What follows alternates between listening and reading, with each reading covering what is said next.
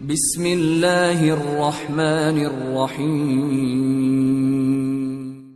ہمارے لشکر کا سپہ سالار رگھوناتھ چاہتا ہے کہ ہم احمد شاہ ابدالی کے لشکر پر دو طرفہ حملہ کریں۔ ایک طرف سے آپ اپنے لشکر کے ساتھ حملہ آور ہوں اور دوسری طرف سے رگھوناتھ حملہ آور ہو۔ اس طرح احمد شاہ ابدالی کا لشکر تقسیم ہو جائے گا اور اسے ہم آسانی سے شکست دینے میں کامیاب ہو جائیں گے۔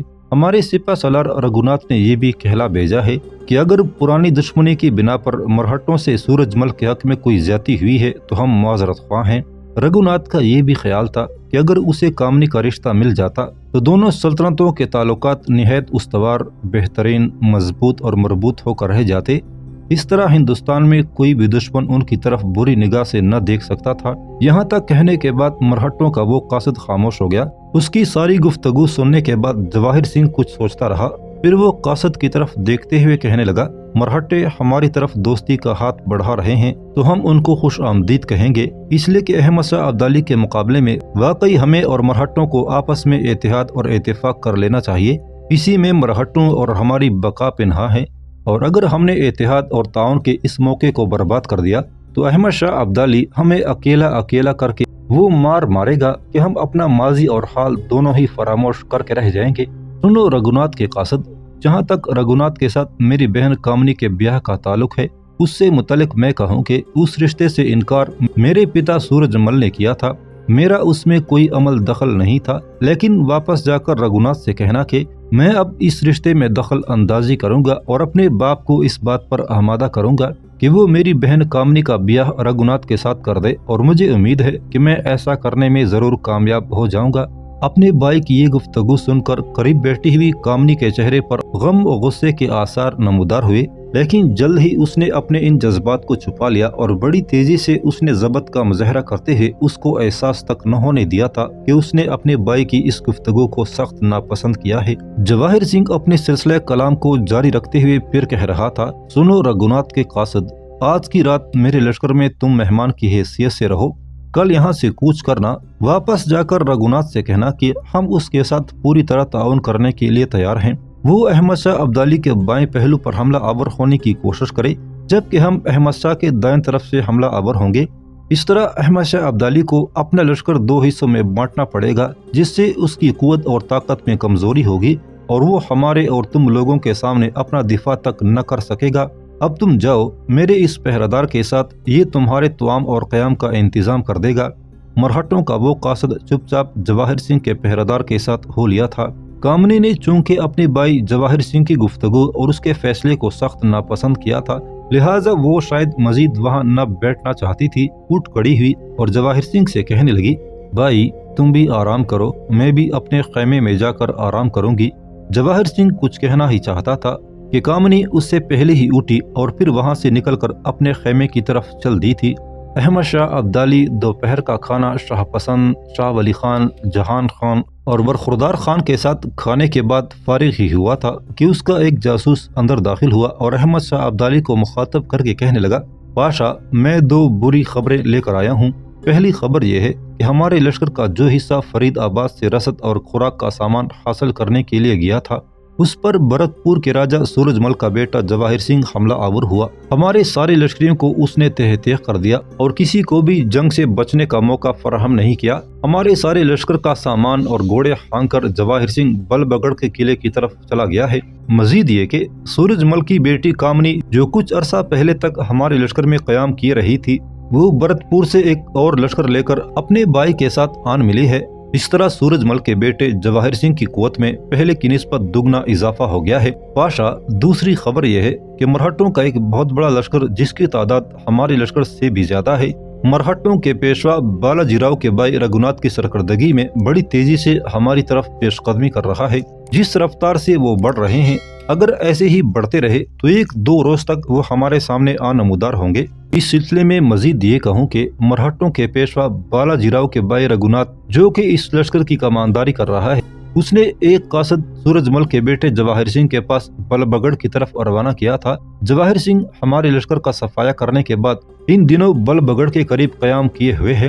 رگھوناتھ نے اسے پیغام بھجوایا کہ احمد شاہ ابدالی کے مقابلے میں سورج مل اور مرہٹوں کو ایک ہو جانا چاہیے، تبھی ہم احمد شاہ ابدالی کا مقابلہ کر سکتے ہیں۔ سورج مل کے بیٹے جواہر سنگھ نے مرہٹوں کی اس تجویز کو پسند کیا، لہٰذا اب یہ طے پایا ہے کہ ہمارے بائیں طرف سے مرہٹے ہم پر حملہ آور ہوں گے اور دائیں طرف سے سورج مل کا بیٹا جواہر سنگھ ہم پر ضرب لگانے کی کوشش کرے گا۔ یہاں تک کہنے کے بعد وہ مخبر جب خاموش ہوا تو احمد شاہ عبدالی بولا، تم جاؤ اور آج کی رات لشکروں میں قیام کر کے آرام کرو، اس کے بعد اپنے کام پر پھر نکل جانا۔ اس مخبر کے جانے کے بعد احمد شاہ عبدالی نے اپنے سامنے بیٹھے اپنے سارے سالاروں کو مخاطب کر کے کہنا شروع کیا، میرے ساتھیوں، میں سمجھتا ہوں کہ ہمارے مقابلے میں مرہٹے اور سورج مل کبھی بھی آپس میں اتفاق اور تعاون نہیں کر پائیں گے کہ ان کے ساتھ جو دشمنی چلی آ رہی ہے اس کو دیکھتے ہوئے ان کا آپس میں مصالحت کرنا ناممکن دکھائی دیتا ہے، لیکن ایسا لگتا ہے کہ مرہٹوں اور سورج مل کے بیٹے جواہر سنگھ نے آپس کے اختلافات کو ختم کر کے ہمارے مقابلے میں منظم ہونے کا ارادہ کر ہی لیا ہے۔ سنو میرے ساتھیوں، اب لشکر 5 حصوں میں تقسیم ہوگا۔ ایک حصہ شاہ پسند کے پاس رہے گا، دوسرا برخوردار کے پاس، تیسرا شاہ ولی خان کے پاس، چوتھا جہان خان کے پاس اور پانچواں خود میرے پاس رہے گا۔ شاہ پسند اور برخوردار دونوں مرہٹوں کا مقابلہ کریں گے اور اس لشکر کا سالار اعلیٰ شاہ پسند ہوگا۔ برخوردار شاہ پسند کے نائب کی حیثیت سے کام کرے گا۔ جہاں تک سورج مل کے بیٹے جواہر سنگھ سے نمٹنے کا تعلق ہے تو شاہ ولی خان اور جہان خان دونوں جواہر سنگھ کی طرف بڑھیں گے۔ میں اپنے حصے کے لشکر کے ساتھ درمیانی حصے میں رہوں گا اور جس سمت بھی میں نے اپنی لشکریوں میں کمزوری کے آثار نمودار ہونے کی خبر سنی، میں فوراً اس لشکر کی مدد کو پہنچوں گا۔ تم لوگ قطعاً فکر مند نہ ہونا، جنگ کے دوران تمہیں رسد اور کمک فراہم کرنا میرا کام ہوگا اور میں اس میں کسی قسم کی کوتاہی نہ ہونے دوں گا۔ کیا تم میں سے کوئی میری اس تجویز کے خلاف رائے رکھتا ہے؟ جب شاہ پسند، شاہ ولی خان، جہان خان اور برخوردار خان کی طرف سے کوئی بھی نہ بولا تو احمد شاہ عبدالی نے خوشی کا اظہار کرتے ہوئے کہا، خدا کا شکر ہے کہ تم سب لوگ میرے ساتھ اتفاق کی رائے رکھتے ہو۔ سنو، اس جنگ کو ہندوستان میں مرہٹوں اور سورج مل کے خلاف اپنی بدترین جنگ سمجھ کر لڑنا، اس جنگ کی فتح یا شکست ہم پر دور رس نتائج مسلط کر سکتی ہے۔ اس جنگ میں ہمیں اگر شکست ہوتی ہے تو مرہٹوں اور دیگر ہندوؤں کے حوصلے بلند ہوں گے اور ہندوستان کی سرزمین میں کہیں بھی ہمارے قدم جمنے نہ دیں گے، اور اگر اس جنگ میں ہم مرہٹوں اور سورج مل کے لشکروں کو بھاگ جانے پر مجبور کر دیتے ہیں تو میں تمہیں یقین دلاتا ہوں کہ اس کے بعد کبھی بھی مرہٹے اور ہندو راجپوت اور جاٹ ہمارے سامنے جم کر نہ لڑ سکیں گے۔ اس صورت میں ہمیں بہترین اور شاندار فتح نصیب ہوگی۔ اب تم چاروں اٹھو اور اپنے اپنے لشکر کے کوچ کی تیاریاں کرو۔ احمد شاہ عبدالی کا حکم ملنے کے بعد عبداللہ، شاہ ولی خان، جہان خان اور برخوردار خان احمد شاہ عبدالی کے خیمے سے نکل گئے تھے۔ تھوڑی ہی دیر بعد اس جگہ سے احمد شاہ عبدالی نے اپنی لشکر کا پڑاؤ اٹھا لیا۔ شاہ ولی خان اور جہان خان اپنے اپنے حصے کے لشکروں کو لے کر سورج مل کے بیٹے جواہر سنگھ سے نمٹنے کے لیے بل بگڑ کی طرف روانہ ہو گئے تھے، جبکہ عبداللہ اور برخوردار خان اپنے اپنے لشکروں کو لے کر بائیں طرف کوچ کر گئے تھے تاکہ وہ مرہٹوں کے لشکر کی پیش قدمی کو روک دیں۔ سورج مشرق سے طلوع ہو چکا تھا، چاروں طرف پیلی دھوپ پھیل گئی تھی۔ ایسے میں بل بگڑ سے باہر جواہر سنگھ صبح کا کھانا کھا کر فارغ ہی ہوا تھا کہ اس کے ایک جاسوس نے آ کر خبر دی کہ احمد شاہ کے 2 جرنیل شاہ ولی خان اور جہان خان اس کی طرف روانہ ہو گئے ہیں، جبکہ دوسرے 2 جرنیل عبداللہ اور برخوردار خان مرہٹوں کی پیش قدمی کو روکنے کے لیے کوچ کر چکے ہیں۔ یہ خبر سننے کے بعد جواہر سنگھ کے چہرے پر تفکرات کے کچھ آثار نمودار ہوئے تھے۔ اس نے اس جاسوس کو رخصت کر دیا، پھر اس نے اپنے خیمے سے باہر پہرا دینے والے محافظ کو بلایا۔ جب وہ اندر آیا تو جواہر سنگھ کہنے لگا، میری بہن کامنی کو بلا کر لاؤ تاکہ آئندہ جنگ سے متعلق میں اس سے صلاح مشورہ کر سکوں۔ اس پر وہ پہرادار بولا، مہاراج، راجکماری تو اپنے خیمے میں نہیں ہے۔ اس پر جواہر سنگھ نے جواب طلب نگاہوں سے اس کی طرف دیکھتے ہوئے پوچھا، اپنے خیمے میں نہیں ہے تو پھر کہاں ہے؟ اس پہرادار نے ڈرتے ڈرتے سہمے سے انداز میں کہا، کل جب مرہٹوں کے سپہ سالار رگھوناتھ کا قاصد آپ کے پاس آیا تھا اور اس سے گفتگو کرنے کے بعد راجکماری اپنے خیمے سے نکلی تھی تو تھوڑی ہی دیر بعد وہ اپنے گھوڑے پر سوار ہو کر پڑاؤ سے باہر چلی گئی تھی۔ وہ پوری طرح مسلح تھی اور سارے ہتھیار اس کی زین کے ساتھ سجے ہوئے تھے۔ ہم یہی سمجھے کہ وہ حالات کا جائزہ لینے کے لیے نکلی ہے یا اپنے گھوڑے کو دوڑانے جا رہی ہے، لیکن اس کے بعد ہم ساری رات پریشان رہے کہ وہ لوٹ کر نہیں آئی۔ اپنے پہرادار کے اس انکشاف پر جواہر سنگھ پریشان اور دنگ رہ گیا تھا۔ بڑی تیزی سے وہ کامنی کے خیمے کی طرف بڑھا۔ اس نے دیکھا خیمہ خالی تھا، کامنی وہاں نہ تھی اور کامنی کی کوئی بھی ذاتی چیز خیمے میں نہ تھی۔ وہ اپنے کپڑے اور ضرورت کی ہر شے سمیٹ کر لے گئی تھی۔ جواہر سنگھ تھوڑی دیر تک خالی خیمے کا جائزہ لیتا رہا، پھر وہ مڑا اور اپنے پیچھے کڑے پہرےدار کو مخاطب کرتے ہوئے وہ انتہائی پریشانی کی عالم میں پوچھنے لگا، تمہارے خیال میں کامنی کہاں جا سکتی ہے؟ اس پر وہ پہرےدار مؤدب ہو کر کہنے لگا، مہاراج میں کیا کہہ سکتا ہوں، اگر مجھے خبر ہوتی کہ ایسا سانحہ نمودار ہو جانا ہے تو میں اسی وقت راجکماری سے پوچھ لیتا کہ وہ کہاں جا رہی ہے۔ جواہر سنگھ نے مزید کوئی بات اس پہرےدار سے نہ کی اور وہ الجھا اور بکرا سا اپنے خیمے کی طرف چلا گیا تھا۔ احمد شاہ ابدالی، شاہ ولی خان اور جہان خان کو جواہر سنگھ اور عبداللہ اور برخوردار خان کو مرہٹوں کی طرف روانہ کرنے کے بعد اپنے حصے کے لشکر کے ساتھ ایک محفوظ جگہ گات میں بیٹھ گیا تھا تاکہ جس طرف بھی اس کی ضرورت پڑے وہاں وہ بروقت پہنچ کر دشمن پر ضرب لگا سکے۔ شاہ ولی خان اور جہان خان کا مقابلہ کرنے کے لیے جواہر سنگھ نے بلب گڑھ سے چند میل کے فاصلے پر کھلے میدانوں کا انتخاب کیا۔ شاہ ولی خان اور جہان خان کی آمد سے پہلے ہی وہ اپنے لشکر کے ساتھ اس میدان میں پڑاؤ کر گیا تھا جہاں وہ جنگ کرنے کا ارادہ رکھتا تھا۔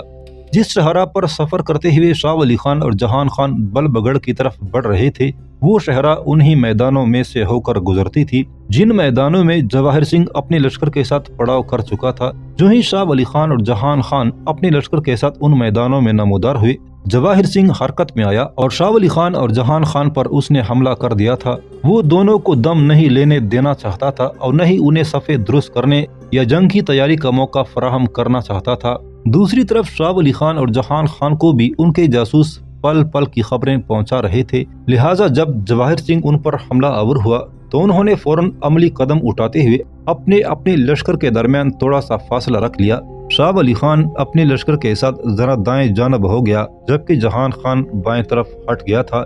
جواہر سنگھ جب ان پر حملہ آور ہوا تو دائیں طرف سے شاہ ولی خان نے اپنے لشکر کے ساتھ ان پر حملہ کر دیا تھا۔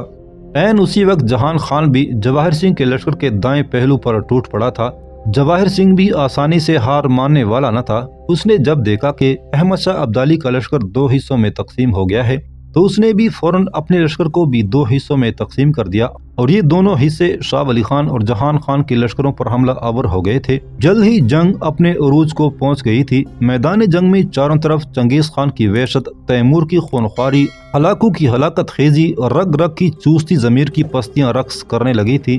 ہر کوئی اپنے خون سے غسل کرنے لگا تھا۔ کافی دیر تک جنگ جاری رہی۔ بھرت پور کے راجکمار جواہر سنگھ کا خیال تھا کہ وہ بلب گڑھ کے نواح کے کھلے میدانوں میں احمد شاہ ابدالی کے اس لشکر کو مار بگانے میں کامیاب ہو جائے گا۔ اس کا خیال تھا کہ چونکہ احمد شاہ ابدالی کا لشکر بڑھ چکا ہے، لشکر کا کچھ حصہ مرہٹوں کی طرف جا چکا ہے اور کچھ اس پر حملہ آور ہونے کے لیے آیا ہے، لہٰذا احمد شاہ کی قوت بڑھ جانے کی وجہ سے وہ انہیں مار بگائے گا۔ لیکن اس کی ہر آس، ہر امید سرابوں میں کھو کر رہ گئی تھی۔ اس نے بار بار اپنی لشکریوں کو اکساتے ہوئے پوری درندگی، پوری خونخواری سے حملے کیے تھے، لیکن شاہ ولی خان اور جہان خان دونوں نے جواہر سنگھ کے حملوں کو روکنے کے ساتھ ساتھ جارحیت بھی اختیار کر لی تھی اور اب وہ دونوں دائیں بائیں سے جواہر سنگھ کے لشکر کے دونوں حصوں کے اگلی صفوں کو بکھرنے اور پیچھے ہٹنے پر مجبور کر رہے تھے۔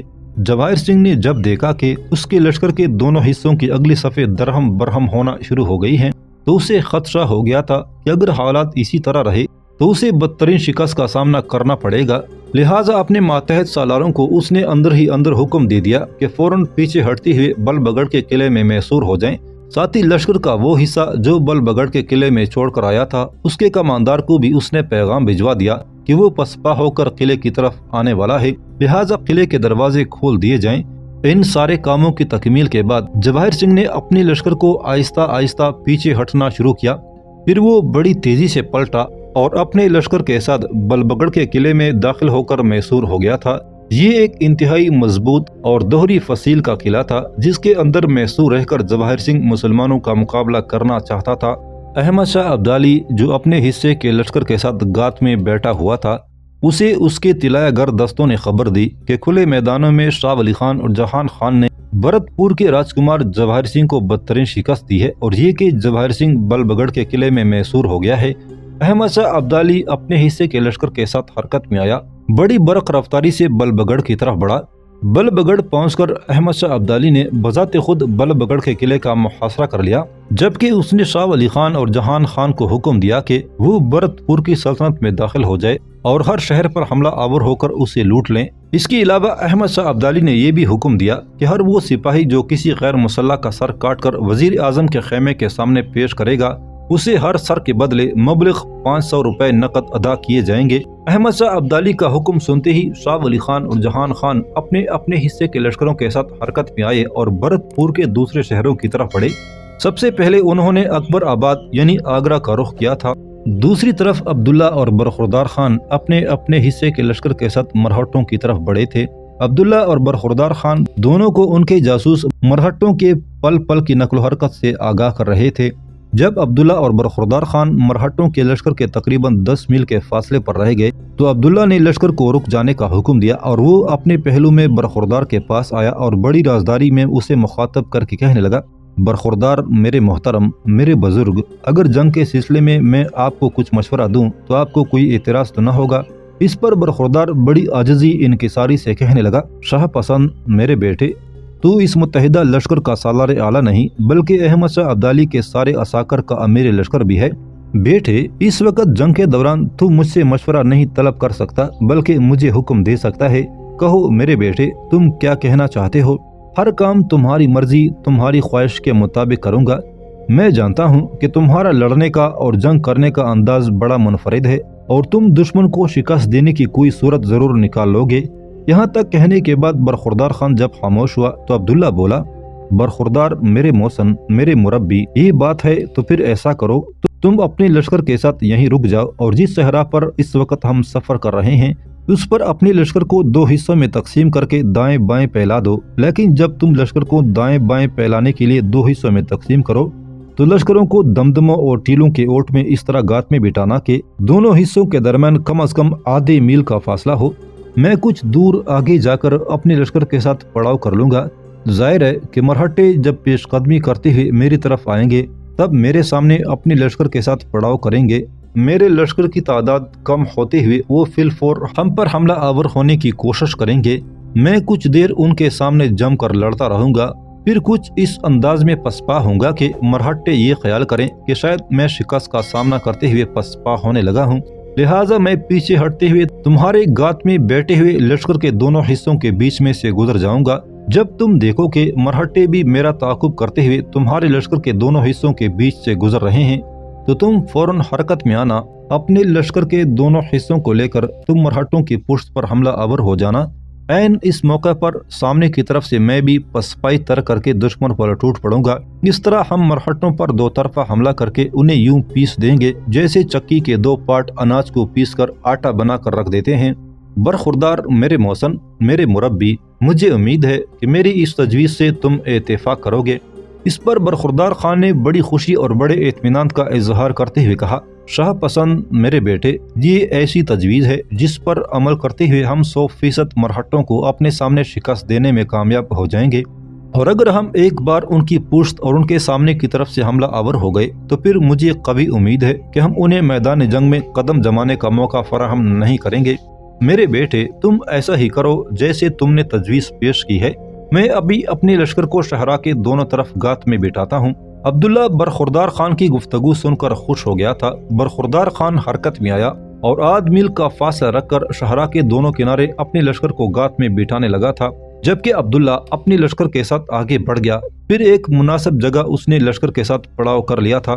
سورج غروب ہوتے ہی گہری تاریکیاں چھا گئی تھی۔ ایسے میں عبداللہ اپنے خیمے میں اکیلا بیٹھا ہوا تھا کہ خیمے سے باہر پہرا دینے والا ایک محافظ اندر آیا اور عبداللہ کو مخاطب کر کے کہنے لگا، امیر، کامنی نام کی وہ لڑکی جو بھرت پور کے راجہ سورج مل کی راجکماری ہے اور جو ہمارے لشکر میں قاضی ادریس کے ہاں قیام کیے رہی ہے، وہ آپ سے ملنے کے لیے آئی ہے۔ میں نہیں جانتا کہ وہ آپ سے کیوں ملنا چاہتی ہے، لیکن اس وقت اپنے سیاہ رنگ کے گھوڑے کی باگ پکڑے آپ کے خیمے سے باہر کھڑی ہے اور آپ سے ملنا چاہتی ہے۔ اس انکشاف پر عبداللہ چونکا۔ تھوڑی دیر تک عجیب سے انداز میں اس نے اس پہرےدار کی طرف دیکھا، پھر وہ کہنے لگا، اسے اندر بھیج دو، میں دیکھتا ہوں وہ کیا کہتی ہے۔ پہرےدار باہر نکل گیا۔ تھوڑی ہی دیر بعد کامنی خیمے میں داخل ہوئی۔ کچھ دیر تک وہ خیمے کے دروازے کے قریب ہی کھڑی ہو کر بڑے غور، بڑی چاہت اور بڑی محبت میں عبداللہ کو دیکھتی رہی۔ پھر وہ رس برساتی آواز میں عبداللہ کو مخاطب کر کے کہنے لگی، کیا میں آپ سے کچھ کہنے کے لیے آپ کے پاس آ کر بیٹھ سکتی ہوں؟ آپ کی بڑی مہربانی کہ آپ نے مجھے اپنے خیمے میں آنے کی دعوت دے دی۔ عبداللہ نے کسی قدر بے رخی کا مظاہرہ کرتے ہوئے کہا، کہو تم کیا کہنا چاہتی ہو؟ عبداللہ کی اس گفتگو سے کامنی کو کچھ حوصلہ ہوا۔ وہ آگے بڑھی اور عبداللہ کے سامنے اس کے قریب بیٹھ گئی تھی۔ اس کے بعد کامنی نے عبداللہ کو مخاطب کیا، مجھے دکھ اور افسوس ہے کہ میں نے آپ کو دھوکہ اور فریب دیا۔ دراصل وہ دھوکہ اور فریب میں نے آپ کو نہیں بلکہ خود اپنی ذات کو دیا تھا۔ جس وقت آپ نے ویرانوں کے اندر مرہٹوں کے ہاتھوں میری عزت اور جان بچائی تھی، میں اسی وقت آپ کے پیچھے پیچھے لشکر میں آنا چاہتی تھی، لیکن مجھ سے حماقت ہوئی کہ میں برت پور چلی گئی۔ وہاں گو میں نے صرف ایک ہی دن گزارا، لیکن میرا وہ ایک دن بھی آپ کے بغیر کٹن گزرا۔ آپ نے ان ویرانوں کے اندر اپنے اخلاق اور کردار کا جو تماچا میرے منہ پر مارا تھا، اس کے بعد آپ سے علیحدہ ہونے کے بعد مجھے احساس ہوا کہ رفاقت کا نشہ سبز پتوں کی طرح ہے جو ہوا کے دوش پر ایک دوسرے سے مل کر تالی بجاتے ہیں۔